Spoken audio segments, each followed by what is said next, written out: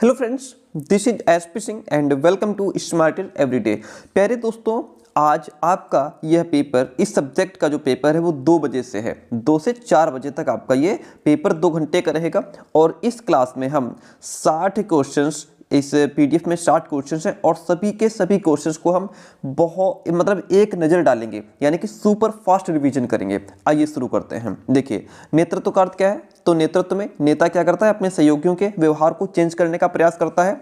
शाब्दिक दृष्टि से नेता शब्द का अर्थ होता है नियतेहा अनेन, यानी कि जो दूसरों को ले जाने की क्षमता रखे, जो दूसरों को रास्ता दिखाने की क्षमता रखे। नेता वो व्यक्ति है जो स्वयं आदर्श रूप होकर के दूसरों को भी आदर्श की ओर ले जाता है। नेता को अंग्रेजी में लीडर कहा जाता है और लीडर शब्द जो है वो अग्रसर करता है, यानी कि वन हु लीड्स। ठीक है, इस शब्द को इंडिकेट करता है। लीडर शब्द भी मार्ग प्रदर्शक, नायक, अग्रसर करने वाला, नेता, नेतृत्व करने वाला, इन सब अर्थों को प्रकट करता है।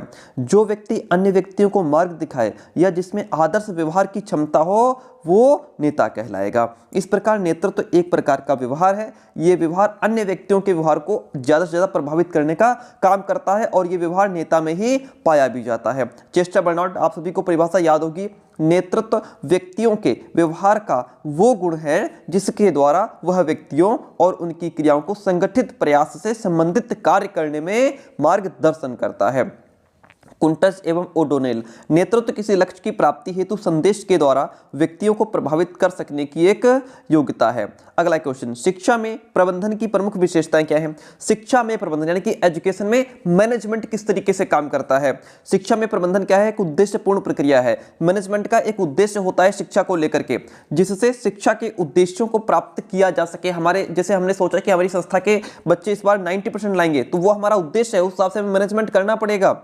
शिक्षा में प्रबंधन एक सामाजिक प्रक्रिया है। प्रबंधन मानवीय और भौतिक संसाधनों के सामूहिक प्रयास का प्रतिफल होता है। शिक्षा में प्रबंधन सभी स्तरों के लिए आवश्यक है, चाहे कोई भी लेवल हो, छोटा हो, बड़ा हो, है ना, हाईएस्ट हो। शिक्षा में प्रबंधन एक विशेष प्रक्रिया है और सफलता विद्यालय के विकास को गति देती है। अगर मैनेजमेंट है तो जो है विद्यालय को डेवलपमेंट मिलता है। शिक्षा में प्रबंधन संगठन की आवश्यकता होती है। शिक्षा में प्रबंधन कला और विज्ञान दोनों है। संगठन मतलब है सभी लोग मिलकर के काम करें, ग्रुप की जरूरत होती है।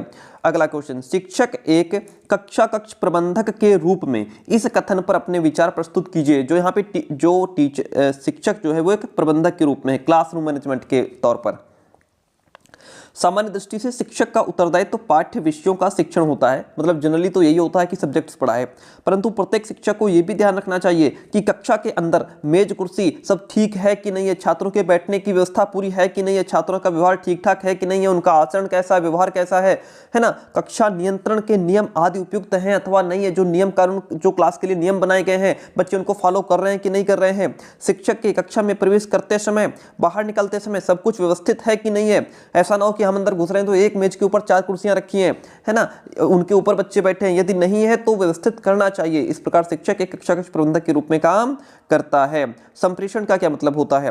संप्रेषण शिक्षा की रीढ़ की हड्डी है। बिना संप्रेषण के शिक्षा और शिक्षण दोनों की कल्पना नहीं की जा सकती। संप्रेषण शब्द अंग्रेजी के कम्युनिकेशन का हिंदी रूप पर्यायवाची है। इस शब्द की उत्पत्ति लैटिन भाषा के शब्द कम्युनिस से मानी जाती है। कम्युनिस शब्द का मतलब होता है कॉमन या फिर सामान्य। कहा जा सकता है कि संप्रेषण एक विशेष प्रक्रिया है जिसमें व्यक्ति परस्पर सामान्य अवबोध के माध्यम से आदान प्रदान करने का प्रयास करता है। संप्रेषण भेजने यानी प्रेषण करने की, विचार विनिमय करने की, अपनी बात दूसरों तक पहुंचाने की और दूसरों की बात सुनने की, विचारों, अभिवृत्तियों, संवेदनाओं और सूचनाओं एवं ज्ञान के विनिमय करने की एक प्रक्रिया है।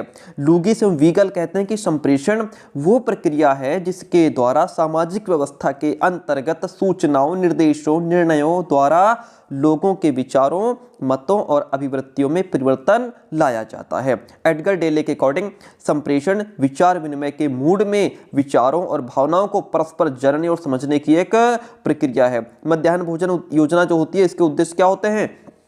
इसके उद्देश्य होते हैं बच्चों के प्राथमिक स्कूलों में नामांकन बढ़े, बच्चों को प्राथमिक स्कूलों में रुका रहे बच्चा, ठीक है। इस स्तर पर होने वाले जो अपव्यय है, यानी कि जो बच्चा विद्यालय आकर के और फिर हाफ टाइम में खाना खाने चले जाते हैं, दोबारा घूम करके नहीं आते हैं, या फिर आधी पढ़ाई छोड़ देते हैं। बच्चों की स्कूलों में उपस्थिति ज़्यादा से ज़्यादा हो, बच्चों को पौष्टिक आहार द्वारा स्वास्थ्य लाभ पहुँचाया जाए, बच्चों की एक स्थान पर एक साथ भोजन व्यवस्था करके उनमें जाति भेद कम करना, उनके बीच भ्रातृत्व भाईचारे की भावना पैदा करना। शैक्षिक प्रशासन क्या होता है? शैक्षिक प्रशासन दो शब्दों शिक्षा और प्रशासन एडमिनिस्ट्रेशन के योग से बना है। हिंदी वाले बच्चे इंग्लिश वर्ड्स का यूज कर सकते हैं, इंग्लिश वाले नहीं कर सकते। शिक्षा शब्द ये हमने उसके लिए बताया है अपने पेपर के लिए।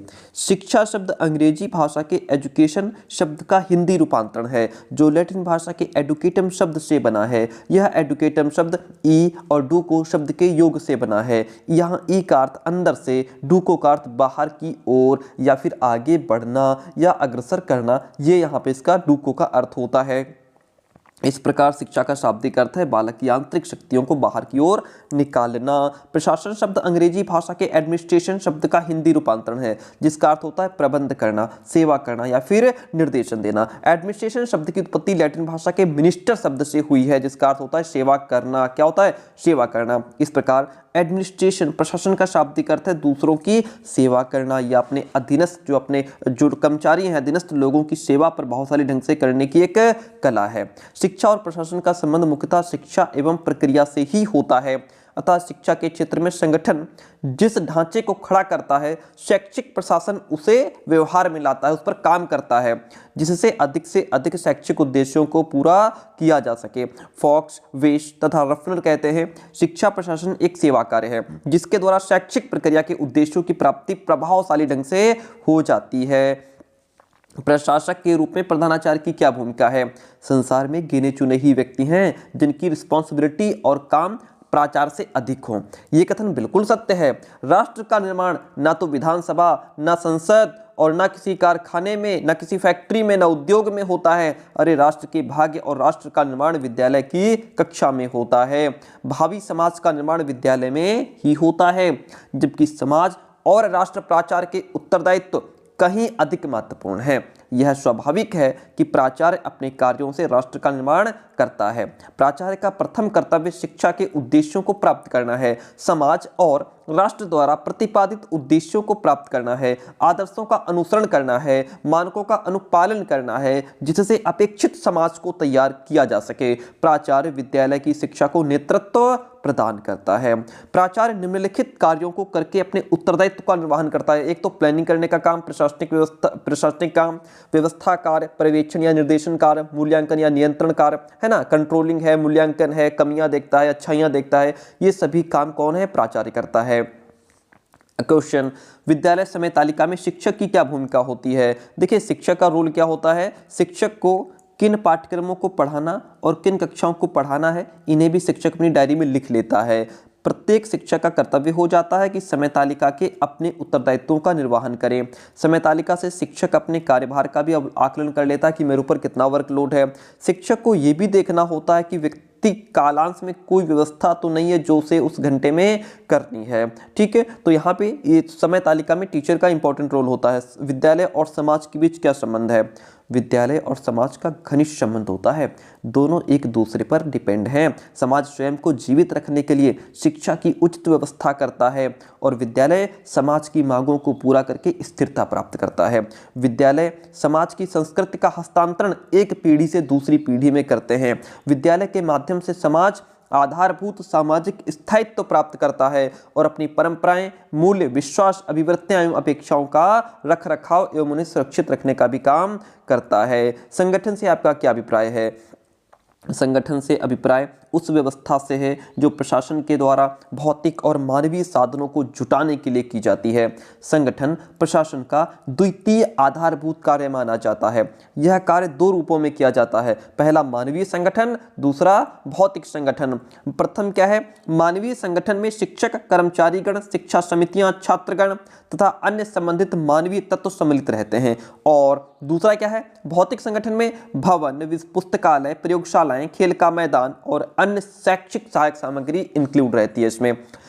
संगठन इन दोनों तत्वों में सामंजस्य स्थापित करता है और इन्हें इस प्रकार व्यवस्थित करता है कि उद्देश्य प्राप्ति में कोई असुविधा न हो। यह व्यवस्था औपचारिक और अनौपचारिक दोनों रूपों में संभव है।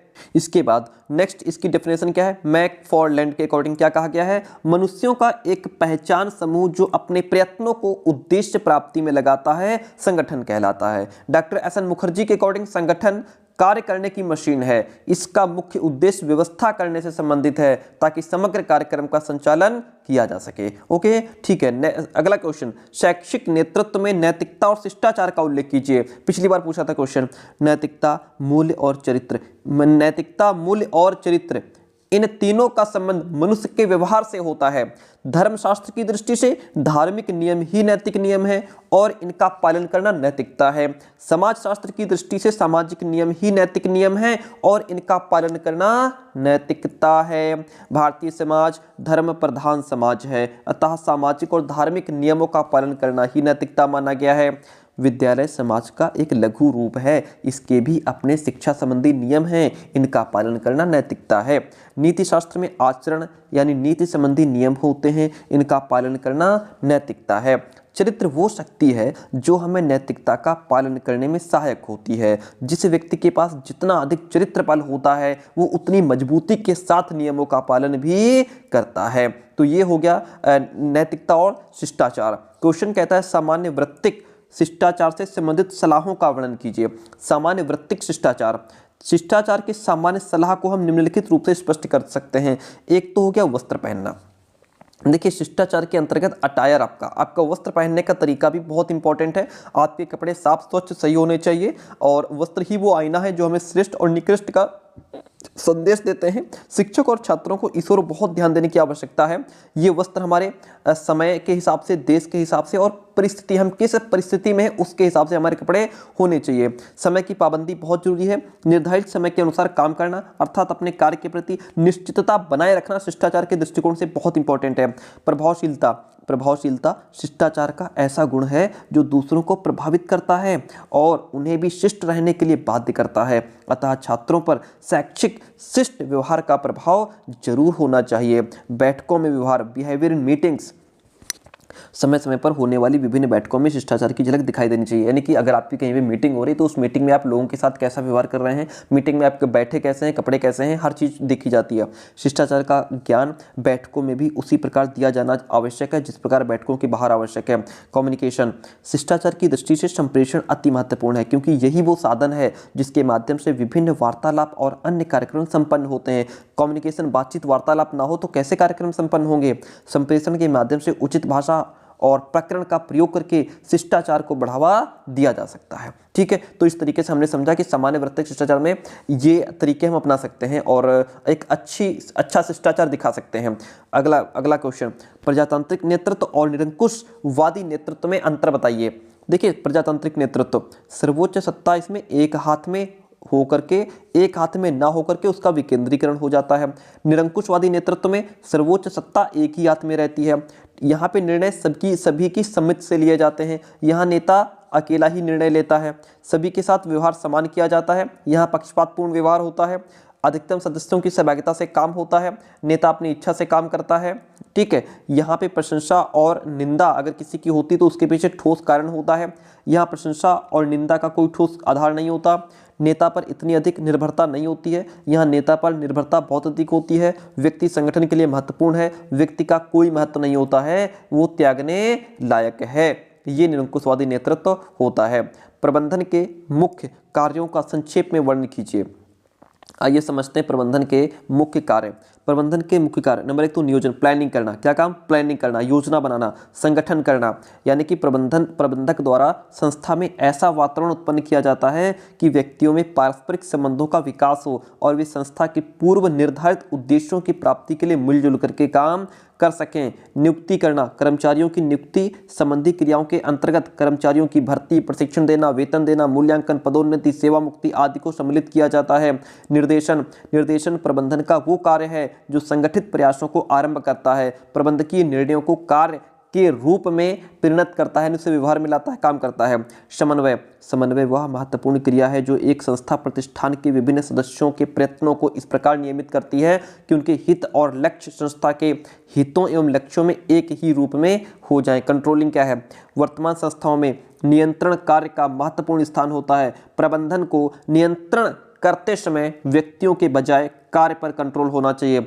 योजना, संगठन करना, नियुक्ति करना, सामंजस्य, नियंत्रण के अतिरिक्त प्रबंधन के और भी काम है, जैसे एकीकरण, संदेशवहन, अभिप्रेरणा, निर्णय लेना और नव प्रवर्तन आदि। ये सभी काम किसके हैं? प्रशासन के। ठीक है, तो इस तरीके से हमने समझा प्रबंधन के मुख्य कार्य कौन कौन से हैं।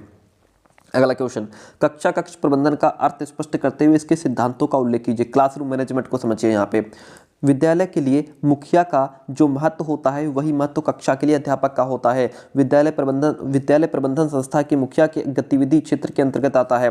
जो भी विद्यालय प्रबंध है वह संस्था का जो मुखिया होता है उसके गतिविधि क्षेत्र के अंतर्गत आता है, लेकिन कक्षा कक्ष का प्रबंधन कक्षा अध्यापक की पूर्ण जिम्मेदारी होती है, क्लास टीचर की पूरी जिम्मेदारी होती है। अध्यापक से अपनी कक्षा का नियंत्रण यानी कि प्रबंधन करने की उम्मीद की जाती है। क्लासरूम मैनेजमेंट में टीचर को पर्यवेक्षकीय स्टाफ यानी सुपरवाइजरी स्टाफ, विद्यालय का मुखिया और अन्य नियंत्रण अधिकारियों, निरीक्षण स्टाफ या विद्यालय के प्रबंधन मंडल की उम्मीदों पर खरा उतरना चाहिए। शिक्षण अधिगम प्रक्रिया को उन्नत और प्रभावशाली बनाए जाने के लिए शिक्षक द्वारा की गई उन सभी प्रक्रियाओं को कक्षा कक्ष प्रबंधन का मूल तत्व माना जाता है, जिससे शिक्षक एवं छात्र अंतःक्रिया में वृद्धि होती है। साथ ही कक्षा शिक्षण में उत्पन्न बाधाओं को कम किया जाता है। ठीक है, यही तो कक्षा कक्ष प्रबंधन कहलाता है। यहाँ पे जॉन डीवी का विचार है, कक्षा कक्ष में ऐसी स्थितियां होती हैं जो छात्रों की गुणोन्मुख गतिविधियों को आगे बढ़ाती हैं अथवा बाधा डालती हैं, प्रेरित करती हैं या फिर रोक लगा देती हैं। ज्योति क्रिश्चियन का विचार है, कक्षा कक्ष समाज में स्थापित एक संस्था है। कक्षा कक्ष में दी जाने वाली निर्देशन प्रक्रिया अध्यापक के द्वारा स्वीकृत महत्वपूर्ण व्यवहारों द्वारा छात्रों के मस्तिष्क को परिष्कृत करने के उद्देश्य को भी पूरा करती है। ओके, कक्षा कक्ष प्रबंधन के कुछ सिद्धांत हैं। क्या सिद्धांत हैं समझिए। कक्षा कक्ष प्रबंधन के सामान्य और विशिष्ट दो प्रकार के सिद्धांत होते हैं। सामान्य सिद्धांत क्या है? सामान्य सिद्धांतों को योजनाबद्ध ढंग से सीखा और उनका प्रयोग किया जा सकता है। सामान्य सिद्धांतों का प्रयोग विभिन्न स्थितियों में किया जा सकता है। ये उन समस्याओं से निपटने के लिए अध्यापक को मजबूत बेस प्रदान करता है जिनके लिए विशेष ध्यान देने की आवश्यकता है। एक तो यहाँ पे जो सामान्य सिद्धांत है क्लासरूम मैनेजमेंट के, इसमें सेल्फ कंट्रोलिंग बहुत जरूरी है, यानी कि आत्मनियंत्रण होना चाहिए, समझ और स्वीकृति होनी चाहिए, यानी कि जो भी नियम बनाए गए हों बालक उनको समझे, उनको एक्सेप्ट करें। और फिर मनोवैज्ञानिक सिद्धांत, यानी कि अपनी रुचि, रुझान और योग्यता के हिसाब से जो है काम होना चाहिए। उत्पादक कार्य, प्रोडक्टिव वर्क, प्रबंधन केवल नियंत्रण पर बल दिए जाने की अपेक्षा उत्पादक कार्य में व्यतीत किए गए छात्रों के समय को अधिकतम करने की ओर अपना ध्यान लगाए। इसके विशिष्ट सिद्धांत है। विशिष्ट में एक तो प्लानिंग, योजना बनाओ, बच्चों को प्रोत्साहित करो, काम करने के लिए बच्चों को प्रोत्साहित करो, अपनी जिम्मेदारी को पूरी तरीके से निभाओ और ऐसा मैनेजमेंट आपका होना चाहिए कि उसमें जो है कमियां ना हो, बाधाएं बहुत कम से कम हो, आपके नियम, रूल, नियम, कानून सारे स्पष्ट होने चाहिए। बच्चों को, जो बच्चा अच्छा कर रहा है उसको आप पुरस्कार भी दो, ठीक है, और बहुत अच्छा एटमॉस्फेयर तैयार करो जिससे कि बच्चे जैसे ही क्लास में अपने कक्षा वातावरण में आए उन्हें लगना चाहिए कि हम पढ़ने के लिए आए हैं। इस तरीके का आपका एटमॉस्फेयर होना चाहिए। तो ये हमने समझा कक्षा का प्रबंधन का अर्थ और इसके सामान्य सिद्धांत, फिर इसके विशिष्ट सिद्धांतों को समझा। क्वेश्चन कहता है विद्यालय के प्रकारों पर प्रकाश डालिए। देखिए, इसमें पहले होते हैं हमारे, समझिए विद्यालय के प्रकार। विद्यालय विभिन्न प्रकार के होते हैं। ये विभिन्नता उनके स्वरूप कैसा है, ढांचा कैसा, प्रशासन, विचारधाराएं, उद्देश्य, भौतिक संसाधन के आधार पर विद्यालय अलग अलग प्रकार के होते हैं। जैसे केंद्रीय विद्यालय हो गए। जो केंद्रीय विद्यालय है ये अखिल भारतीय स्तर के द्वारा संचालित है। यह केंद्रीय माध्यमिक शिक्षा बोर्ड यानी CBSE के द्वारा मान्यता प्राप्त होते हैं केंद्रीय विद्यालय। नवोदय जो है यह संस्थान केंद्र सरकार द्वारा संचालित होता है, जो ग्रामीण प्रतिभाशाली विद्यार्थियों के लिए निःशुल्क आवास, भोजन और शिक्षा की व्यवस्था करता है। यह केंद्रीय माध्यमिक शिक्षा बोर्ड के द्वारा मान्यता प्राप्त है।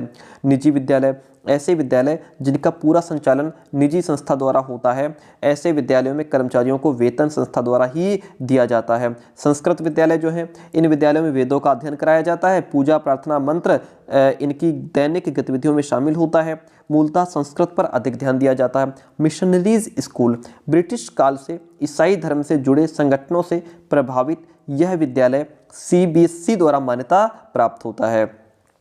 आर्मी वेलफेयर सोसाइटी द्वारा संचालित विद्यालय। इन विद्यालयों का प्रशासन रक्षा मंत्रालय के पास रहता है। सेना के प्रशासनिक अधिकारी इनका प्रशासन करते हैं। मिलिट्री स्कूल, ये विद्यालय भी रक्षा मंत्रालय द्वारा ही संचालित होते हैं। जो मदरसे होते हैं, मुस्लिम समुदाय के बच्चों को धार्मिक शिक्षा दी जाती है।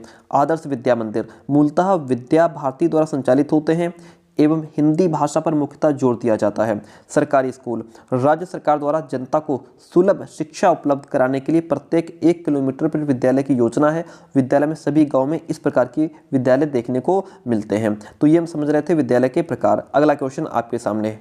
क्वेश्चन कहता है, समझिए, देखिए, संस्थागत शासन से आपका क्या तात्पर्य है तथा संस्थागत प्रशासन में प्रधानाचार्य की क्या भूमिका होती है। इंस्टीट्यूशनल गवर्नेंस क्या होता है। देखिए, संस्थागत शासन से अभिप्राय किसी संस्था या संस्थान के प्रशासक के सुचारू रूप से संचालन के लिए नियमित रूप से नियुक्त प्रशासक या सदस्यों से होता है।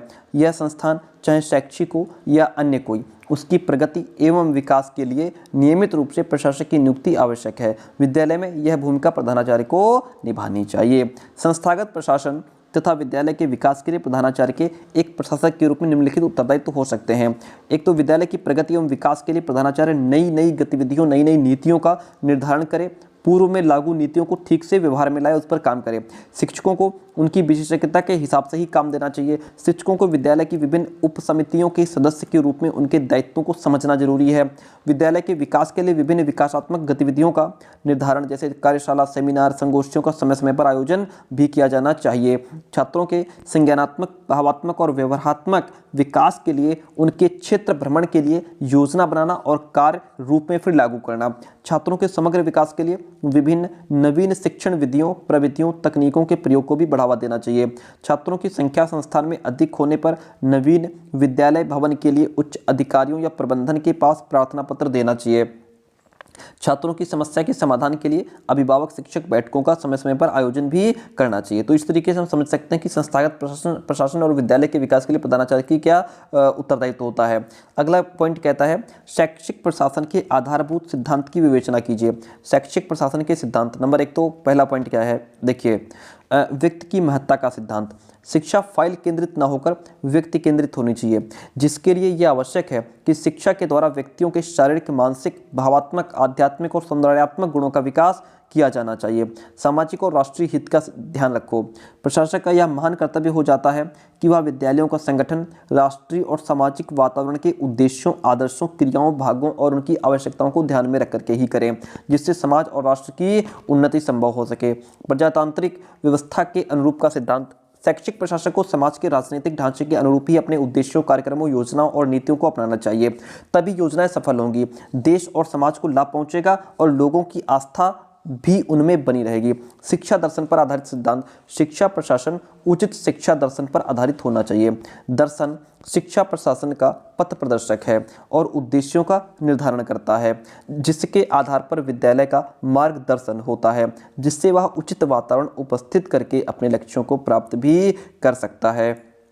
क्षमताओं के अनुसार कार्य विभाजन का सिद्धांत, जिसकी जितनी क्षमता उसके हिसाब से उसको काम देना चाहिए। प्रयासों के समन्वय का सिद्धांत, विद्यालय का प्रबंध इस प्रकार का होना चाहिए कि जितने व्यक्ति विद्यालयों से संबंधित, जैसे प्रबंधक, प्रधानाचार्य, अध्यापक, कार्यकारिणी के सदस्य, लिपिक, छात्र, एकजुट होकर के समन्वित रूप से विद्यालय के लाभ के लिए प्रयत्न करें। सब लोग मिलजुल करके काम करें। ओके, ये हो गया। अगला क्वेश्चन, विद्यालय पर्यवेक्षक के रूप में प्रधानाचार्य की क्या भूमिका है, वर्णन कीजिए।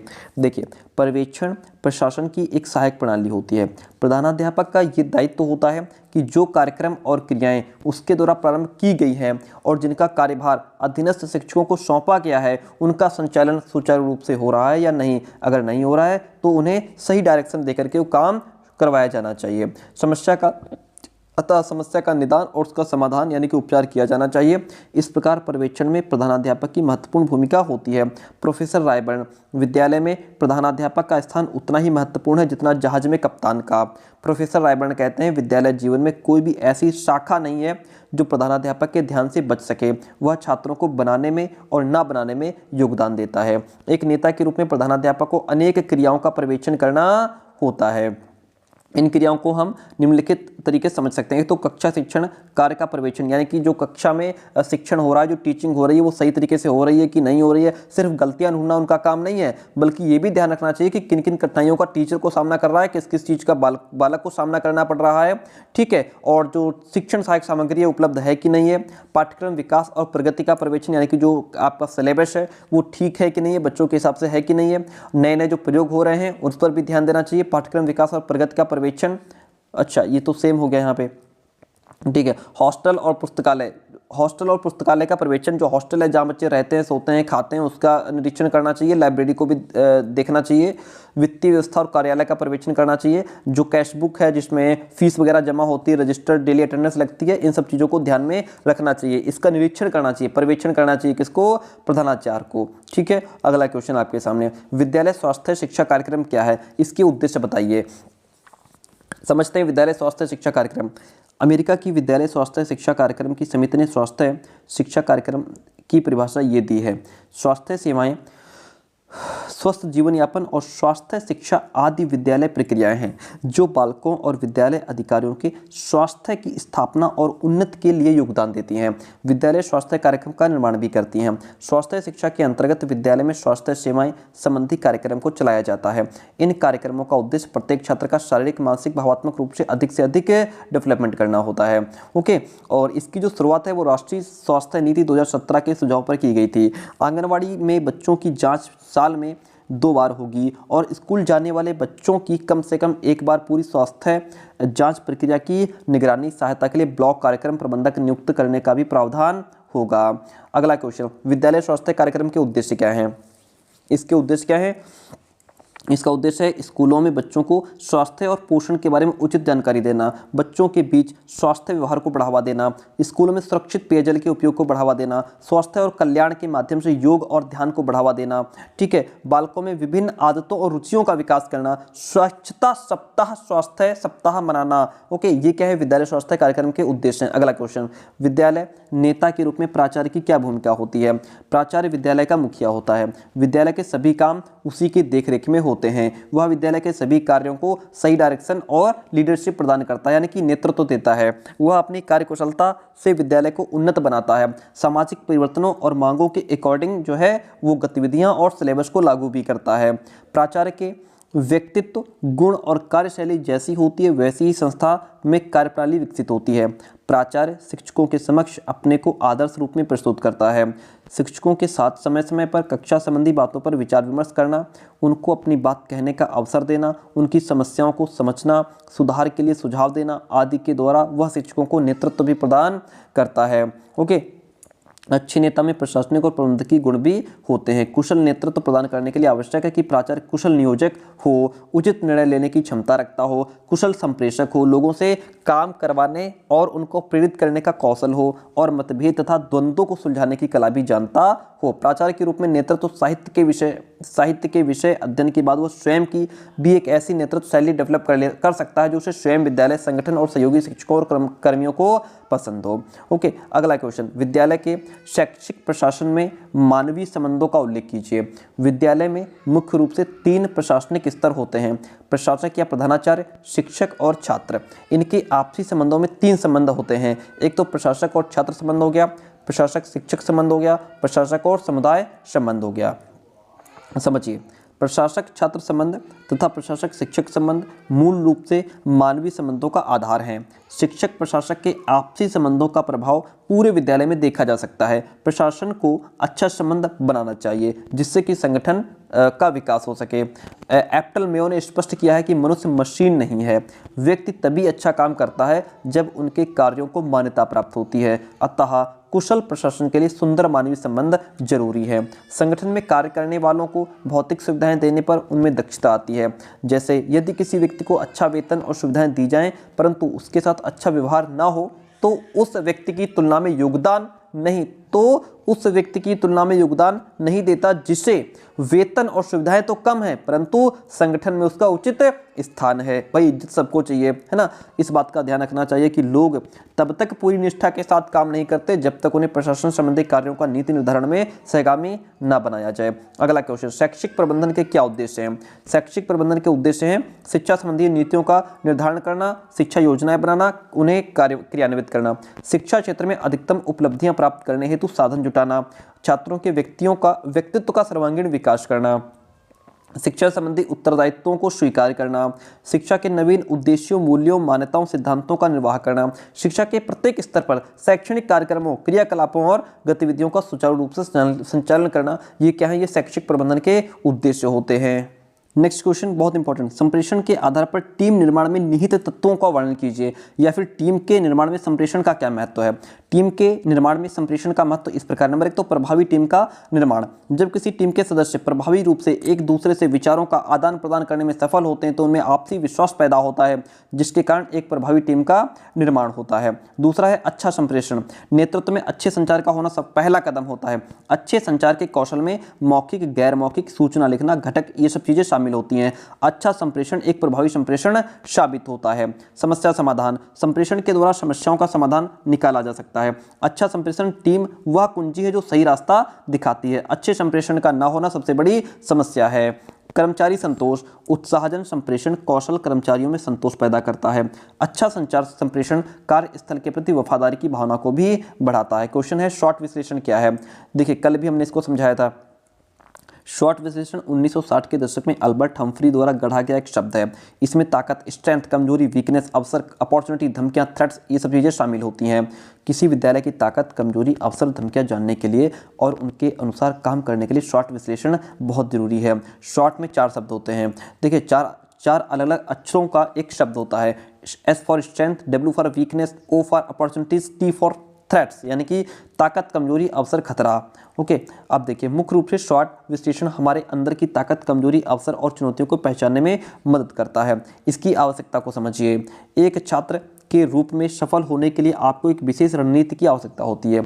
रणनीतिक निर्णय लेते समय विचार करने के लिए अनेक कारक होते हैं। शॉर्ट क्या है? एक आंतरिक विश्लेषण है। इसकी सहायता से हम छात्रों की खूबियों, कमजोरियों, अवसरों और चुनौतियों के बारे में जान सकते हैं। इस विश्लेषण में अध्यापक प्रश्नों की एक श्रृंखला तैयार करता है, फिर छात्रों को इन प्रश्नों का उत्तर देना होता है। छात्रों के द्वारा दिए गए उत्तरों के आधार पर अध्यापक उनका मूल्यांकन करते हैं। इस मूल्यांकन के द्वारा ही छात्र की खूबियां, कमियों के बारे में जाना जा सकता है। ठीक है, अध्यापक द्वारा पूछे जाने वाले प्रश्न, खूबियों के बारे में हम उनसे प्रश्न पूछ सकते हैं। आपके अंदर कौन से कौशल, क्षमताएं हैं, ठीक है, आपकी ताकत क्या है, आप किसी और से बेहतर क्या कर सकते हैं।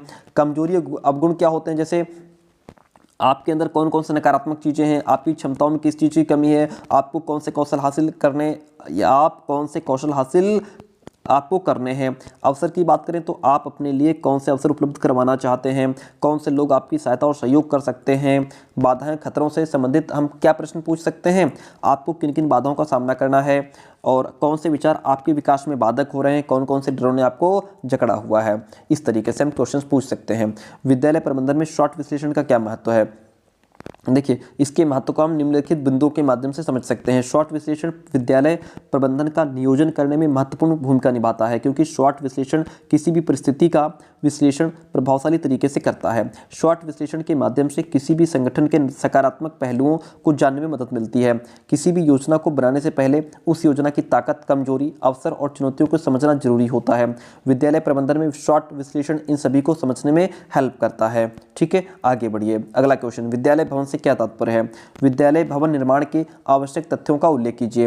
विद्यालय भवन से तात्पर्य विद्यालय के मुख्य भवन, प्रयोगशाला, पुस्तकालय, छात्रावास, क्रीड़ांगन, उद्यान, मैदान आदि सभी सम्मिलित रूप से हैं। प्रत्येक विद्यालय के लिए भवन का होना नितांत आवश्यक है। विद्यालय भवन में निम्न भाग सम्मिलित किए जाते हैं। विद्यालय का मुख्य भवन और उसके विभाग भवन, छात्रावास भवन, पुस्तकालय खंड, कर्मचारियों का आवास गृह, खेल के मैदान, बाग बगीचे, खुला मैदान, प्रयोगशाला, कृषि भवन, ये सब चीज़ें विद्यालय भवन में आ जाती हैं। विद्यालय भवन निर्माण की आवश्यक तत्व क्या हैं? देखिए विद्यालय भवन का निर्माण करते समय हम निम्नलिखित चीज़ें ध्यान रख सकते हैं। एक तो विद्यालय की स्थिति कैसी है ना, स्थिति, यानी किस विद्यालय भवन किस जगह स्थित हो, ये बहुत इंपॉर्टेंट है। इस चीज़ को हमें ध्यान में रखना होगा। विद्यालय भवन हमारा कैसा हो, यानी कि भवन का आकार क्या हो, ठीक है, ये विद्यालय के आकार पर निर्भर करता है, बच्चों के पर डिपेंड करता है विद्यालय कैसा हो, ये सब चीज़ें हमें ध्यान में रखनी होंगी। क्लासरूम मैनेजमेंट, यानी क्लासरूम कक्ष सामान्यतः 40-50 छात्रों के लिए 30 से 24 फुट के कमरे पर्याप्त रहते हैं, तो उसके हिसाब से ही क्लासरूम बनाए जाएं। ओके, अगला क्वेश्चन कहता है चाइल्ड फ्रेंडली विद्यालय और सिस्टम से आपका क्या तात्पर्य है एवं इसके कौन कौन से सिद्धांत हैं। अच्छा क्वेश्चन, समझिए। सार्वभौम एवं गुणवत्तापूर्ण विद्यालयी शिक्षा के महत्व को ध्यान में रखते हुए यूनिसेफ ने एक ऐसी विद्यालय प्रणाली का खाका पेश किया है जो बच्चों को मनोवैज्ञानिक और भावनात्मक पहलुओं के अनुरूप सुरक्षित स्वस्थ वातावरण प्रदान करने के साथ पेयजल, स्वच्छता समेत सुव्यवस्थित आधारभूत ढांचा प्रदान करने में सक्षम हो।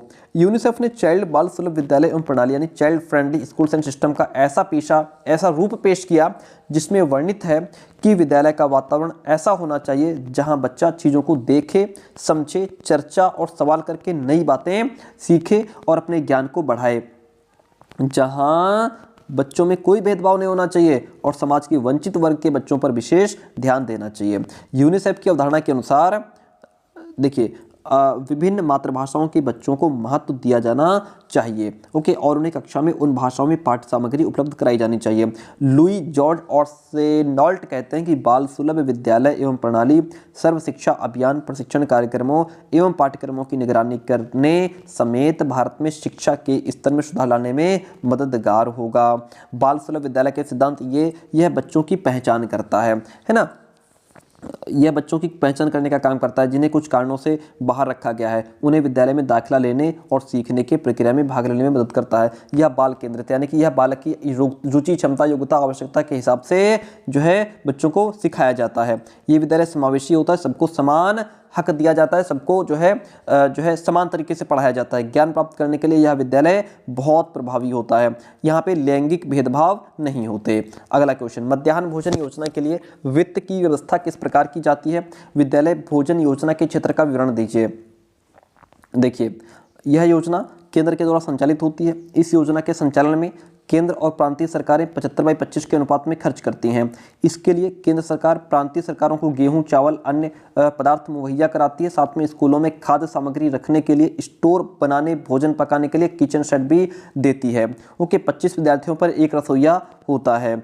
यह यदि छात्रों की संख्या 25 से अधिक है तो 26 से 100 विद्यार्थियों के लिए 2 रसोइया, 2 सहायक और फिर प्रति 100 बच्चों तक पर 1 रसोइया और 1 सहायक पर आने वाला खर्च भी वहन करती है। मध्याह्न भोजन योजना का क्षेत्र क्या है?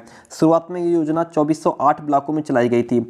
इसके अंतर्गत केवल सरकारी प्राथमिक स्कूलों को लिया गया था और 97-98 में देश के सभी ब्लॉकों को लागू किया गया और 2002 में इसमें शिक्षा गारंटी योजना और वैकल्पिक एवं नई तरह की शिक्षा के अंतर्गत चलने वाली शिक्षा गारंटी स्कूल और अल्पसंख्यक मुसलमानों के द्वारा चलाए जा रहे मकतब मदरसों को भी इंक्लूड किया गया है। इसके बाद 2007 में इस योजना में उच्च प्राथमिक स्कूलों को भी शामिल किया गया। प्रारंभ में शैक्षिक दृष्टि से पिछड़े 3479 ब्लॉकों को लिया गया। ठीक है, 1 अप्रैल 2008 से सभी ब्लॉकों को इसमें इंक्लूड किया गया है। सरकारी आंकड़े बताते हैं कि सन 2014-15 में यह योजना 11.58 लाख प्राथमिक और उच्च प्राथमिक स्कूलों में चल रही थी। इससे 10.45 करोड़ बच्चे लाभान्वित हो रहे हैं। अगला क्वेश्चन, स्कूल स्वास्थ्य कार्यक्रम में अध्यापक की क्या भूमिका होती है? एक तो सबसे बड़ी चीज प्लानिंग, यानी कि योजना बनाना। इससे क्या होता है कि जैसे पूरे साल की एक योजना तैयार कर ली गई, जैसे वार्षिक खेल दिवस कब होगा, अभिभावक दिवस कब हो गया, सामाजिक शिविर कब होगा, है ना, जिला स्तरीय टूर्नामेंट कब होंगे, चिकित्सीय जांच कब होगी, ये सारी प्लानिंग पहले ही तैयार कर लेनी चाहिए। स्वास्थ्य संबंधी बातें जो है वो बच्चों को बतानी चाहिए। विभिन्न क्रियाओं का संगठन करना चाहिए, जैसे कैंपस की साफ सफाई, साज सज्जा, खेल के मैदान आदि की सफाई, है ना, इससे बच्चों के अंदर सफाई के प्रति जागरूकता उत्पन्न होती है। पथ प्रदर्शन करना, गाइड बच्चों को समय समय पर शिक्षक छात्र का उसकी अपनी त्रुटियों, कमजोरियों, मानसिक रोगों, भावात्मक बातों आदि में सुधार के लिए मार्गदर्शन करना होता है और करना भी चाहिए। कार्यक्रम का पर्यवेक्षण, जो भी काम हो रहा है, संपूर्ण स्वास्थ्य कार्यक्रम के अंतर्गत स्वास्थ्यप्रद विद्यालय जीवन, स्वास्थ्य सेवाएं और स्वास्थ्य निर्देशन सम्मिलित होता है। शिक्षक को इन सब का पर्यवेक्षण करना चाहिए। अगला क्वेश्चन, एक अच्छे प्रशासक के गुणों का वर्णन कीजिए। एक अच्छे शैक्षिक प्रशासक के लिए विद्यालय प्रबंधन एवं विद्यालय के कर्मचारियों में उचित सामंजस्य होना अत्यंत आवश्यक है। विद्यालय हो या अन्य कोई संस्थान बिना उचित समन्वय और सहयोग के विकास नहीं कर पाता। देखिए, एक अच्छे प्रशासक के लिए कुछ महत्वपूर्ण गुण इस प्रकार है। नंबर 1 तो उसके उद्देश्य निश्चित होना चाहिए, प्रेरणादायक वातावरण प्रदान करने वाला ऐसा वातावरण हो जो हमें इंस्पायर्ड करे। दूसरा बात, कम्युनिकेशन अच्छा होना चाहिए, दूसरों की सलाह को सुनने वाला हो, ऐसा ना हो कि सिर्फ अपनी सुनाता रहे। प्रतिभा की पहचान करने वाला हो, किस बालक के अंदर कौन सी प्रतिभा है इसकी पहचान करने वाला होना चाहिए। तो ये होता है एक अच्छा प्रशासक। अगला क्वेश्चन, शैक्षिक नेतृत्व का अर्थ स्पष्ट कीजिए। शिक्षा के क्षेत्र में दिया जाने वाला नेतृत्व शैक्षिक नेतृत्व कहलाता है। समझते हैं थोड़ा। वर्तमान युग में शिक्षा का क्षेत्र अत्यंत व्यापक होता जा रहा है। शिक्षा मंत्रालय, शिक्षा विभाग, शिक्षालयों में सभी प्रकार के व्यक्तियों को कार्य करना पड़ता है। इनमें से कुछ व्यक्ति प्रशासक के रूप में अपने कार्य का निर्वहन करते हैं, अन्य व्यक्तियों से आशा की जाती है कि वे प्रशासक के आदेश के हिसाब से काम करें। ओके, और यहाँ पे अगर हम समझें, चलिए देखिए, शैक्षिक नेतृत्व का अर्थ व्यक्ति या नेता के उस व्यवहार से होता है जो दूसरों का आदर्श हो तथा पथ प्रदर्शन करे, परामर्श प्रदान करे, समूह को स्वेच्छापूर्वक काम करने के लिए प्रोत्साहित करे। किम्बल यंग कहते हैं कि शैक्षिक नेतृत्व वो प्रक्रिया है जिसमें अनुयायी इच्छापूर्वक दूसरे का नियंत्रण और निर्देशन स्वीकार करते हैं। बोल्स के अकॉर्डिंग शैक्षिक नेतृत्व एक प्रक्रिया है जिसके नेता अपने समूह को का निर्देशन करने में पहल करता है। ठीक है, इस तरीके से। अगला क्वेश्चन, नैतिकता क्या है? नैतिकता से अभिप्राय सामाजिक समूह के नैतिक नियमों को स्वीकार करने से है, जैसे बड़ों का आदर करना, किसी को कष्ट न देना, चोरी न करना, झूठ न बोलना, है ना, छोटे से प्यार करना। ठीक है, और ऐसा व्यवहार जो भावनात्मक रूप से सभी के हित में हो और प्रत्येक मनुष्य को वह आनंद प्रदान करे, ये सब क्या है? ये सब नैतिकता है। नैतिकता यानी मोरल शब्द लैटिन भाषा में मोरस शब्द से निकला है, जिसका तात्पर्य रीत यानी मैनर्स, रिवाज, कस्टम्स अथवा लोक रीति, फॉक वेज, अर्थात जो हमारे सामाजिक दायित्व हैं उनको उनका पूर्ण रूप से पालन करना होता है। इस प्रकार किया गया कर्म जो हमेशा संपर्क में आने वाले प्राणियों के लिए सराहनीय, परोपकारी, सभी को सुख पहुंचाने वाला हो, समूह के आचरण के प्रति आस्था रखने वाला हो, उसे हम नैतिकता कहते हैं। शैक्षिक प्रबंधन का अर्थ स्पष्ट कीजिए। शैक्षिक प्रबंधन क्या होता है? शिक्षा प्रबंधन एक विशेष प्रक्रिया है। शिक्षा प्रबंधन का मुख्य उद्देश्य स्वतंत्रता से पूर्व विद्यार्थियों को पुस्तकीय ज्ञान के माध्यम द्वारा केवल उच्च शिक्षा प्राप्त करने के लिए तैयार करना था, ताकि वे थोड़ा पढ़ना लिखना सीखकर कुछ काम कर सकें। स्वतंत्रता के बाद क्या हो? अच्छा, ये छोड़िए, ये पढ़िए। शैक्षिक प्रबंधन की अवधारणा यानी कॉन्सेप्ट में शिक्षा एक व्यवसाय है जिसमें अध्यापक अपने ज्ञान और कौशल की सेवाएं विद्यार्थियों को देता है। शिक्षा की प्रक्रिया को सुचारू रूप से चलाने के लिए उत्तम प्रबंधन की आवश्यकता होती है। इसकी परिभाषा पढ़ लो। ओलिवर शेल्डर के अकॉर्डिंग प्रबंधन यानी उद्योग, विद्यालय और शिक्षा की वह जीवनदायिनी शक्ति है जो संगठन को शक्ति देता है, संचालित करता है, नियंत्रित करता है। शैक्षिक प्रबंधन एक विशेष क्रिया है। विद्यालय के कर्मियों और विद्यालय संस्था के संचालन के लिए शैक्षिक प्रबंधन का होना नितांत आवश्यक है। शिक्षा के क्षेत्र में प्रबंधन की प्रक्रिया शैक्षिक प्रबंधन कहलाती है। इसकी परिभाषा की अगर बात करें तो कुंटज के अकॉर्डिंग औपचारिक समूहों में संगठित लोगों से काम कराने की कला का नाम ही तो मैनेजमेंट है। व्यक्तियों से काम लेने को प्रबंधन कहते हैं। नियोजन क्या है? प्लानिंग क्या है? नियोजन का अर्थ समझिए। नियोजन से अभिप्राय एक ऐसी सुनिश्चित योजना रूपरेखा से है जिसके द्वारा उद्देश्यों की प्राप्ति की जा सके, कार्यप्रणाली को बिना किसी बाधा के आगे बढ़ाया जा सके, सहयोगी व्यक्तियों एवं परिस्थितियों का लाभ उठाया जा सके, सहायक सामग्री और उपलब्ध वस्तुओं का समुचित उपयोग किया जा सके। यह प्रगतिशील प्रक्रिया है जो वर्तमान के साथ भविष्य को भी देखती है। जॉन मिलर कहते हैं नियोजन यानी किसी काम को करने के लिए बुद्धिपूर्वक तैयारी, अर्थात कार्य को कब कैसे संपादित किया जाए इसके लिए हम पहले ही पूरा प्लान तैयार कर लेते हैं। ठीक है, संगठन तो क्वेश्चन शायद डबल हो गया, पहले हम पढ़ चुके हैं। कंट्रोलिंग क्या है? नियंत्रण। नियंत्रण से अभिप्राय उस शक्ति से है जो प्रशासन संबंधी कार्यप्रणालियों, गतिविधियों, कार्यों और योजनाओं को अपने वश में रखती है। प्रशासन ये जानने का प्रयास करता है कि संगठन का कार्य योजना के अनुसार हो रहा है या नहीं। नहीं हो रहा है तो क्यों नहीं हो रहा है, इसके पीछे रीजन क्या है।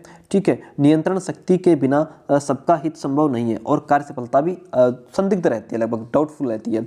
शैक्षिक क्षेत्र में मानवीय और भौतिक दोनों प्रकार के साधनों के नियंत्रण के अभाव में शिक्षा दिशाहीन हो सकती है, लक्ष्यहीन हो सकती है। इस प्रकार किसी संस्था की गतिविधियां उन्नति हेतु कार्य और कार्यकर्ताओं की कार्यक्षमता का मापन नियंत्रण की प्रक्रिया द्वारा ही संभव है। नियंत्रण द्वारा किसी भी व्यक्ति के अनुचित व्यवहार को रोका जा सकता है। मैरी कैशिंग नील्स के अकॉर्डिंग नियंत्रण संगठन की निर्देशित क्रियाओं, निश्चित उद्देश्यों अथवा एक समूह के प्रति एक संतुलन बनाना है। जेबी सीयर्स का मत है कोई भी जब तक संबंधित व्यक्तियों, वस्तुओं अथवा लक्ष्यों पर भली प्रकार नियंत्रण न कर ले तब तक वह किसी किसी क्रिया के संबंध में निर्देशन नहीं दे सकता। स्कूल का क्या अर्थ है? स्कूल शब्द की उत्पत्ति ग्रीक शब्द स्कूले से हुई है। इस शब्द का अर्थ अवकाश यानी कि लेजर होता है। प्राचीन यूनान में इन अवकाश के स्थानों को ही स्कूल के नाम से जाना जाता था। ऐसा लगता है कि उस युग में अवकाश काल को ही आत्म विकास समझा जाता था, जिसका अभ्यास अवकाश अथवा शिक्षा है। धीरे धीरे ये अवकाशालय ऐसे स्थान बन गए जहाँ पर शिक्षक किसी निश्चित योजना के अकॉर्डिंग एक निश्चित पाठ्यक्रम को निश्चित समय के भीतर ही समाप्त करने लगे। अवकाश स्थान, लेजर स्थान, जहाँ एथेंस के युवक अपने अवकाश के समय को खेलकूद, व्यायाम, युद्ध के प्रशिक्षण में बिताते थे, धीरे धीरे दर्शन और उच्च कक्षाओं के स्कूलों में बदल गए। एकेडमी के अंदर सुंदर उद्योगों में व्यतीत किए जाने वाले अवकाश के माध्यम से स्कूलों का भी विकास हुआ। ठीक है, यहाँ पे जॉन डीवी कहते हैं स्कूल एक ऐसा विशिष्ट वातावरण है जहाँ बालक की वांछित की दृष्टि से उसी विशिष्ट क्रियाओं तथा व्यवसायों की शिक्षा दी जाती जो बालक के हित में हो। विद्यालय वातावरण क्या होता है? स्कूल वातावरण के लिए इसका पर्यायवाची शब्द पर्यावरण भी यूज किया जाता है। पर्यावरण दो शब्दों से परि और आवरण से बना है। परि का अर्थ चारों ओर, आवरण का अर्थ होता है ढका हुआ। इस प्रकार पर्यावरण या वातावरण वह वस्तु है जो व्यक्ति को चेतन या अचेतन रूप से चारों ओर से ढके हुए है। ठीक है, मानव विकास में स्कूल पर्यावरण का महत्वपूर्ण स्थान है। अनुकूल वातावरण में व्यक्ति का स्वाभाविक विकास होता है, प्रतिकूल वातावरण में उसका विकास कुंठित हो जाता है। इस प्रकार सामाजिक मनोवैज्ञानिक दृष्टि से वातावरण के अंतर्गत वे सभी तत्व सम्मिलित किए जा सकते हैं जो व्यक्ति के जीवन, गर्भाधान से मृत्यु तक उसके व्यवहार और सामाजिक संबंधों को प्रभावित करते हैं। ठीक है, और जे.एस. रॉस कहते हैं कि वातावरण कोई बाहरी शक्ति है जो हमें प्रभावित करती है। विद्यालय पर्यावरण संकल्पना में ये मान्यता है कि जिस तरह व्यक्ति का व्यक्तित्व होता है और उसके संपर्क में आने वाला व्यक्ति किसी न किसी प्रकार प्रभावित होता है, ठीक उसी प्रकार विद्यालय का भी व्यक्तित्व होता है और विद्यालय के संपर्क में आने वाले हर व्यक्ति और बालक को वह प्रभावित करता है। प्रधानाध्यापक का अर्थ क्या है? प्रधानाध्यापक को शैक्षिक प्रक्रिया की धुरी माना जाता है। प्रधानाध्यापक विद्यालय का नेता होता है, उसका स्थान प्रमुख होता है। यह विद्यालय प्रबंधन और प्रशासन का मुख्य घटक भी होता है। विद्यालय का प्रशासन प्रधानाध्यापक की योग्यता पर डिपेंड करता है। प्रधानाध्यापक अपने कुशल व्यक्तित्व, नेतृत्व, योग्यता और अनुभव पर विद्यालय को सर्वोच्च शिखर पर पहुंचा सकता है। प्रधानाध्यापक विद्यालय के बाहरी और आंतरिक प्रशासन के बीच में एक कड़ी होता है। ठीक है, वो निर्देशक है, पर्यवेक्षक है और पथ प्रदर्शक है। पीसी रेन कहते हैं घड़ी में जो स्थान बड़े स्प्रिंग का होता है, मशीन में जो स्थान फ्लाई व्हील का होता है, जहाज में जो स्थान इंजन का होता है, वह स्थान विद्यालय में प्रधानाध्यापक का होता है। संतुलित आहार क्या होता है? वह भोजन जो शरीर में ऊर्जा दे, वृद्धि करे, क्षतिपूर्ति करे, ठीक है, और भोजन में उचित मात्रा में उपलब्ध हो, उसे संतुलित आहार कहते हैं। संतुलित आहार में शरीर के लिए आवश्यक सभी पोषक तत्व उपलब्ध रहते हैं, जैसे प्रोटीन, कार्बोहाइड्रेट, खनिज, लवण, विटामिन, जल, वसा, ये सब चीज़ें। ओके, संतुलित आहार वह है जिसमें सभी आहार वर्ग जैसे ऊर्जा देने वाला आहार, शरीर संवर्धन करने वाला, सुरक्षात्मक आहार उचित परिमाण में हो, जिससे कि सभी पोषक तत्व प्राप्त हों, वह हमारा संतुलित आहार कहलाता है। मध्याह्न भोजन योजना की कार्यप्रणाली समझाइए। तो इसकी कार्यप्रणाली हम पहले ही पढ़ चुके हैं, जो पहले पढ़े वही लिख दीजिएगा। और मध्याह्न भोजन योजना के कुछ मानक हैं। स्वास्थ्यवर्धक और गर्म भोजन प्रत्येक छात्र को उपलब्ध कराना चाहिए, ये इसके मानक हैं। प्रत्येक दिन के भोजन में परिवर्तन होना चाहिए। भोजन में प्रयोग आने वाले बर्तन पर्याप्त मात्रा में होने चाहिए। प्रत्येक स्कूल में शुद्ध पेयजल की व्यवस्था हो। भोजन सामग्री रखने और भोजन पकाने के लिए उचित स्थान भी होना चाहिए। शैक्षिक प्रशासन के केंद्रीकरण के नियमों के गुण बताइए। इसको थोड़ा ठीक पढ़ लेते हैं। शैक्षिक प्रशासन के केंद्रीकरण के नियम के गुण क्या हैं? देखिए, केंद्रीयकृत शैक्षिक प्रशासन के द्वारा उसके समस्त शैक्षिक कार्यों एवं उत्तरदायित्वों में पूर्णतः समन्वय स्थापित रहता है। इस प्रकार का शैक्षिक प्रशासन शिक्षा के अंतर्गत वांछित परिवर्तन लाने में भी समर्थ रहता है। राष्ट्र को सामान्य प्रकार के शिक्षा प्रशासन के स्वरूप के आधार पर एकता के सूत्र में लाने में भी सहायक होता है। प्रत्येक मनुष्य को शैक्षिक उन्नति के समान अवसर भी प्रदान करता है। शिक्षा संबंधी अनुसंधानों में पर्याप्त सुविधा होती है क्योंकि सभी सूचनाएं और आंकड़े एक ही सतह से प्राप्त हो जाते हैं। विद्यालय स्वास्थ्य शिक्षा कार्यक्रमों की विशेषताओं का उल्लेख कीजिए। देखिए, इस कार्यक्रम के अंतर्गत उन सब क्रियाओं का संयोजन किया जाता है जिनका प्रयोग स्कूल, स्वास्थ्य सेवाओं, स्वास्थ्यप्रद विद्यालयी जीवन और विद्यार्थियों एवं अन्य विद्यालय कर्मचारियों के स्वास्थ्य की देखरेख के लिए किया जाता है। यह एक गतिशील कार्यक्रम होता है। इसकी अपनी कुछ विशेषताएं होती हैं। विशेषताएं क्या हैं? स्वास्थ्य शिक्षा पाठ्यक्रम का अभिन्न अंग है, प्रत्येक स्तर पर सामान्य शिक्षा के एक अंग के रूप में मान्यता प्राप्त है। संपूर्ण कार्यक्रम संचालन के लिए योग्य, अनुभवी और प्रशिक्षित शिक्षा शास्त्रियों एवं स्वास्थ्य अधिकारियों की आवश्यकता होती है ताकि मिलजुल करके उद्देश्यों की प्राप्ति हो सके। अपेक्षित व्यक्तियों को और सामग्री हेतु विशेष धन की आवश्यकता होती है। धन और सामग्री के अभाव में उद्देश्य प्राप्ति असंभव है। विद्यालय को इनकी पूर्ति करना आवश्यक है, तभी कार्यक्रम को पूर्णता की ओर ले जाया जा सकता है। ओके, अगला क्वेश्चन, अध्यापक मूल्यांकन पर टिप्पणी लिखिए। शिक्षक मूल्यांकन होता क्या है, इसका अर्थ, अच्छा देखिए, समझिए अध्यापक मूल्यांकन को। देखिए, शिक्षण अधिगम प्रक्रिया एक त्रिध्रुवीय प्रक्रिया है जिसके 3 ध्रुवों में शिक्षक, छात्र और पाठ्यक्रम शामिल होते हैं। शिक्षक तथा छात्र शिक्षण अधिगम प्रक्रिया के सजीव ध्रुव माने जाते हैं। शिक्षण के समय यदि शिक्षक अधिक सजीव तथा सक्रिय रहे तो वह छात्रों को भी सक्रिय और उत्साही बना सकता है। छात्रों के जीवन पर सबसे अधिक प्रभाव शिक्षक का पड़ता है। कुशल एवं प्रभावशाली शिक्षक अपनी क्षमताओं, योग्यताओं और गुणों के कारण छात्रों के सर्वांगीण विकास में सहायक हो सकते हैं। शिक्षक मूल्यांकन का अर्थ क्या है? देखिए, हमें पूर्ण विश्वास है कि इस अपेक्षित शिक्षा पुनर्निर्माण में अध्यापक का स्थान उसके व्यक्तित्व, व्यक्तिगत गुण, शैक्षिक योग्यता और व्यावसायिक प्रशिक्षण पर निर्भर है। विद्यालय की प्रसिद्धि और समाज पर इसका प्रभाव कार्य करने वाले अध्यापकों पर ही निर्भर करता है। शिक्षण का 2 अर्थों में प्रयोग किया जाता है, एक व्यवसाय के रूप में, कक्षा के अंतर्गत शाब्दिक और अशाब्दिक अंतःक्रिया के रूप में भी इसका प्रयोग किया जाता है।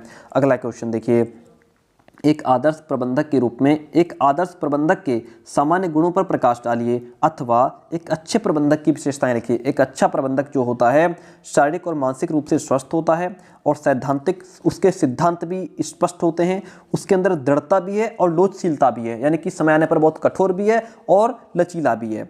कक्षा कक्ष प्रबंधन के कुछ कौशल होते हैं, क्लासरूम मैनेजमेंट की कुछ स्किल्स होते हैं, जैसे कक्षा कक्ष प्रबंधन कौशल के घटक निम्नलिखित हैं। कक्षा अधिगम को रोचक बनाना, छात्रों को उद्देश्यों की प्राप्ति के लिए मोटिवेट करना, छात्रों के समुचित विकास के लिए प्रयास करना, विद्यार्थी अध्यापक अंतःक्रिया को इंस्पायर्ड करना, अनुशासनहीनता पर कंट्रोल, है ना, कक्षा प्रबंधन में छात्रों की सहभागिता को एक्सेप्ट करना, कक्षा प्रबंधन में अनुशासन को इंपॉर्टेंस देना। अगला क्वेश्चन, कक्षा कक्ष प्रबंधन के कुछ उद्देश्य होते हैं। क्या उद्देश्य होते हैं?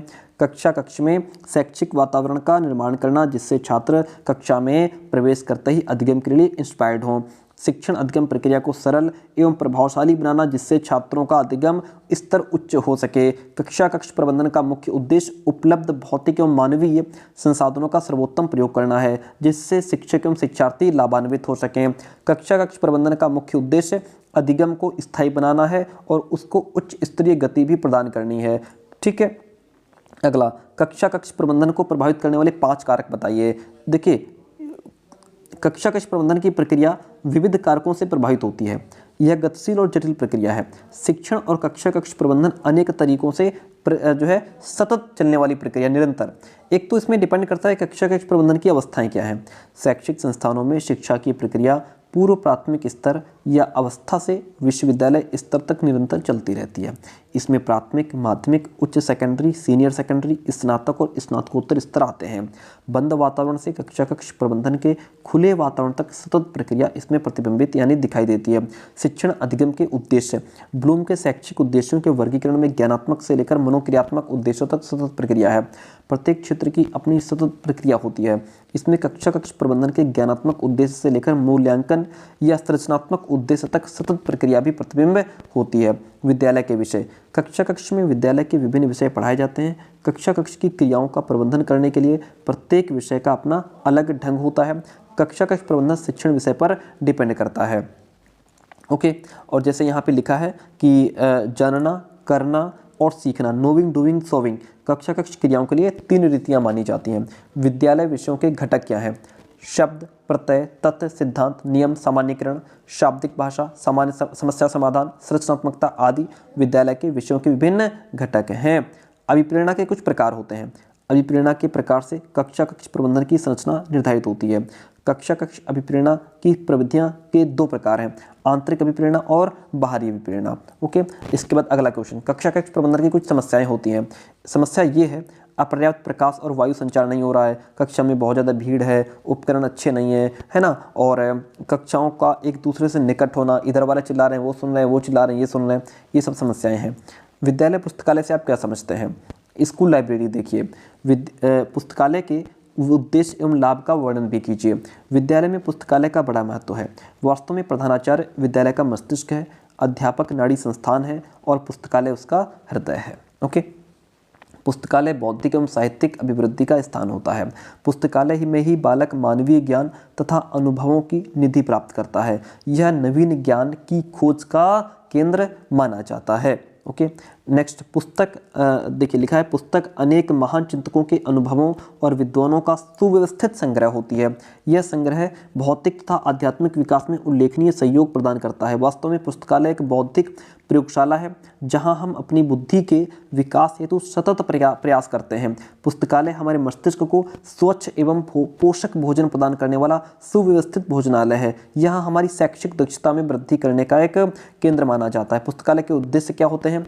छात्रों के लिए विविध साहित्य की क्रमबद्ध सुव्यवस्था करना, छात्रों में स्वस्थ साहित्य के अध्ययन के प्रति रुचि जागृत करना, छात्रों में स्वाध्याय तथा मौन वाचन की आदतों का विकास करना, छात्रों के ज्ञान को व्यापक बनाने का साधन जुटाना, पाठ्य पुस्तकों के अलावा अन्य संबंधित पुस्तकें, पत्र पत्रिकाओं आदि की व्यवस्था करना, शिक्षकों के लिए उच्च स्तरीय साहित्य की व्यवस्था करना, छात्रों के लिए शब्द भंडार बढ़ाने के लिए शब्दकोश और अतिरिक्त ज्ञान बढ़ाने के लिए संदर्भ पुस्तकें भी जुटाना। पुस्तकालय से लाभ क्या है? विद्यालय में अच्छे पुस्तकालय का होना अत्यंत आवश्यक है। पुस्तकालय के लाभ इस प्रकार हैं। छात्रों को अतिरिक्त अध्ययन सामग्री सरलता व सहजता के साथ उपलब्ध हो जाती है। अच्छे पुस्तकालय छात्रों में अध्ययन संबंधी स्वस्थ आदतों का विकास करते हैं। पुस्तकालय छात्रों को पुस्तकों के उचित प्रयोग का प्रशिक्षण देते हैं। पुस्तकालय से ही वे सीखते हैं कि पुस्तकों से ठीक प्रकार से किस प्रकार उन्हें रखा जाए। अगला क्वेश्चन, विद्यालय की आवश्यकता और महत्व को समझाइए। देखिए, विद्यालय की आवश्यकता विभिन्न दृष्टिकोण से है। एक तो छात्रों के दृष्टिकोण से भी विद्यालय की आवश्यकता है, ओके, और अभिभावकों के दृष्टिकोण से भी विद्यालय की आवश्यकता है, समाज के दृष्टिकोण से भी विद्यालय की आवश्यकता है। थोड़ा थोड़ा पढ़ लेते हैं इसके बारे में। आज युवकों को शारीरिक, मानसिक, बौद्धिक, चारित्रिक रूप से विकसित किया जाना अत्यंत आवश्यक है। छात्रों में संज्ञानात्मक, भावात्मक एवं क्रियात्मक पक्षों की पुष्टि से समुचित विकास किए जाने की आवश्यकता है। विद्यालय विभिन्न प्रकार की गतिविधियों, शैक्षिक, सहशैक्षिक के माध्यम से छात्रों का विकास करता है। विद्यालय में विभिन्न प्रकार के विषयों का अध्ययन शिक्षार्थी के बौद्धिक एवं मानसिक विकास का आधार मान करके किया जाता है।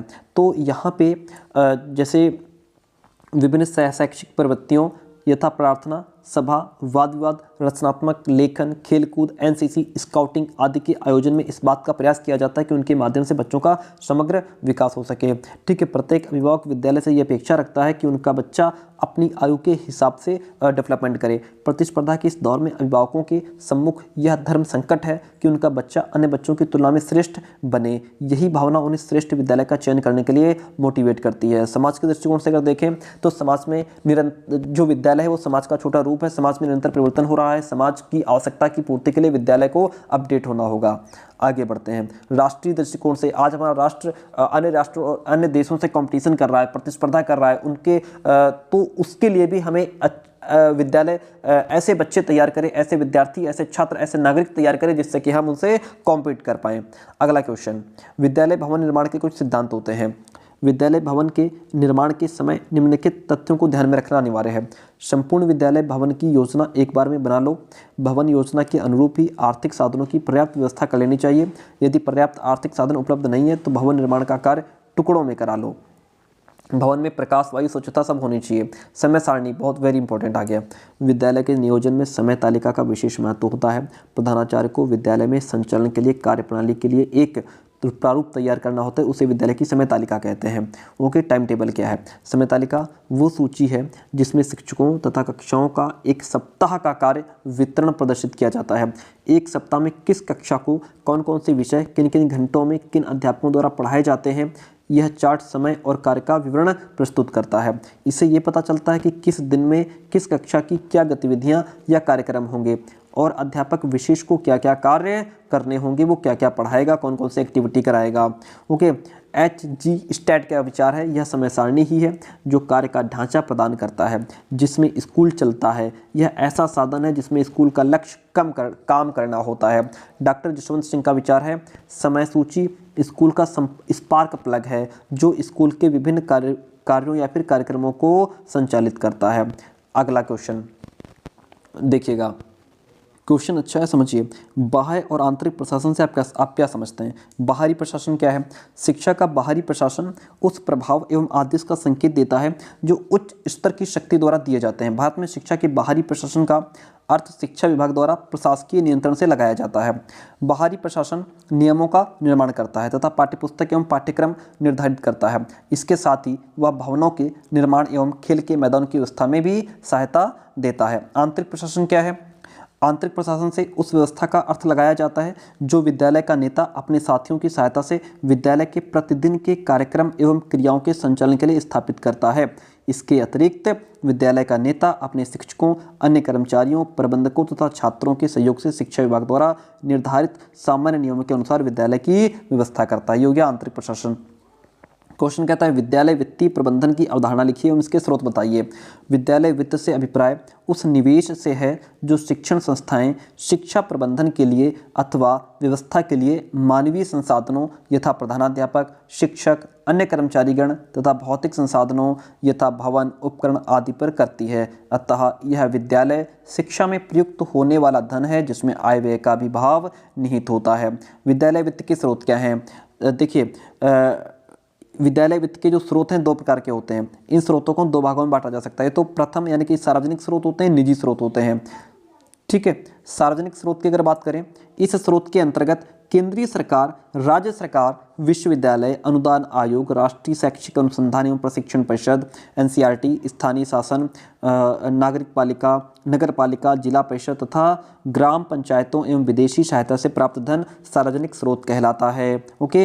एंड निजी स्रोत में इसके अंतर्गत स्थायी निधि, शाला शुल्क, चंदा और दान, जुर्माना, अन्य स्रोत, ये सभी निजी स्रोत होते हैं विद्यालय के।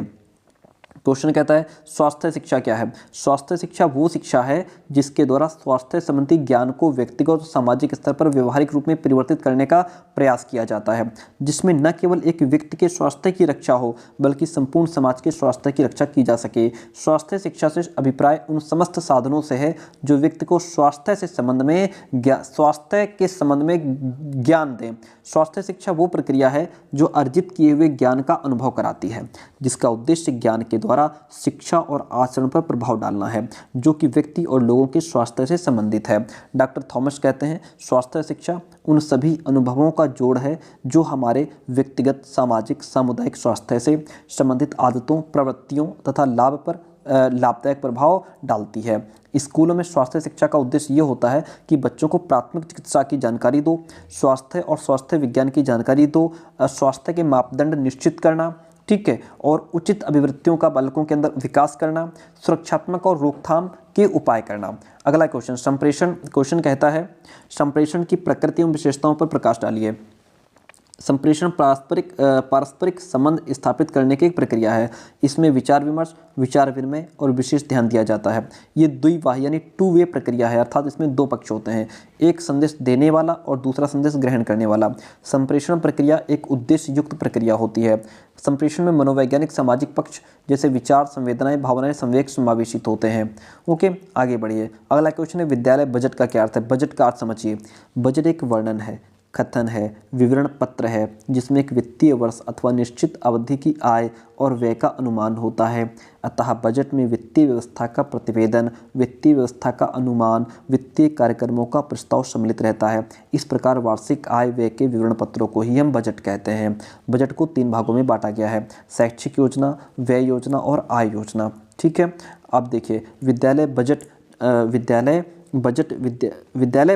विद्यालय के आधार पर तैयार किया जाता है और उसी के अनुरूप आय और व्यय भी निश्चित किया जाता है। विद्यालय बजट की प्रक्रिया, एक तो बजट बनाने की तैयारी होती है, बजट की संरचना तय की जाती है कि बजट किस तरीके का रहेगा, फिर बजट को अंतिम रूप दिया जाता है आवश्यकता के हिसाब से, फिर बजट को एक्सेप्ट किया जाता है, फिर बजट पर काम किया जाता है। अगला संगठन संबंधी कार्यों का विवेचन कीजिए। प्रशासन का द्वितीय आधारभूत कार्य संगठन है।